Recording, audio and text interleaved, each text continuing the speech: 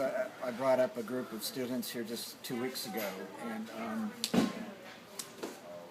I surround them with books. I bring my own collection of books and stuff them in this Spur Hotel, and you see them lifting a book off the table, and I usually bring a couple hundred books, and just to surround them with books, to surround them with literature and authors and the people that you describe as the winners, you know, because I want them to be winners, and they pick up a book and they ask themselves, can I do this? Can I possibly win this race? And day after day they sort of immerse themselves in both the lives of the authors as well as their words. And at the end of the week, they're all committed to this literary life. I mean, it's like there's no going back. Yeah. I mean, you know, they've been inducted, and no matter what, they're going to write. Or what do you think? Well, I think you can't spend a lifetime collecting books and dealing in books without feeling melancholy about this. As I said, I think right now he's pleased. He's surrounded by book buyers and people of his ilk. And to talk about books and people that care about books and be surrounded by book lovers is something that is really inspiring him. So he's engaged and energized and all of that. But I just think in a couple of weeks it's going to be difficult. It's going to be a difficult passage for him to see these 3 stores shutter. I have to think that. I mean, this was his dream, to turn Archer City into a book town, modeled after Hay on Wye.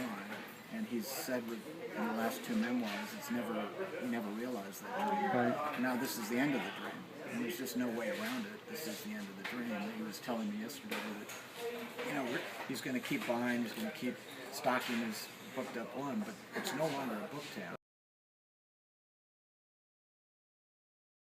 And for me, even the town that really never embraced McMurtry's literary heritage by bringing all these books. There are very few of the people in this town who have ever even stepped foot in his bookstore. Nonetheless, when it's gone, it's going to be felt, because they identified, even the cattlemen and the truck drivers and the oil people identified with the culture of this town. There's something about being a book town that they prided themselves in, even though they never stepped in the store. Right. It's a small town, smaller than this. I could identify with everything, the characters in that movie. We had them. I mean, every school had them.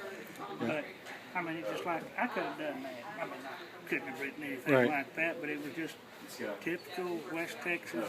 You know, had the football players, the coaches, and the wives, and everybody, and the roughnecks, and good-looking rich wench that led them astray. Yeah. You always had that upper crust, and to have that, I mean, that probably, I don't know, pretty much summed it all for me. I mean, I became a big fan of media, because I knew right then that Lonesome Dove.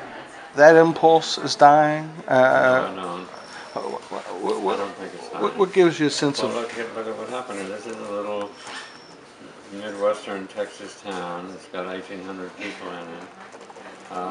It's not intellectual. Very few townspeople ever come in these bookshops.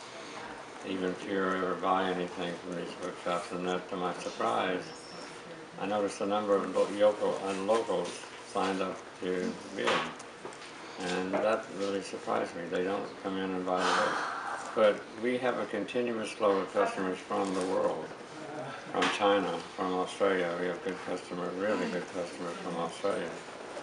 I don't see, and we've had some of our very best days this week. Of course, we created an event that brings a lot of people here. It's natural that we would sell more for a few days.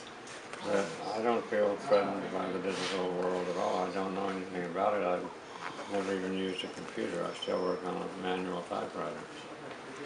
But you know, life has changed, and things are going to change. But I think that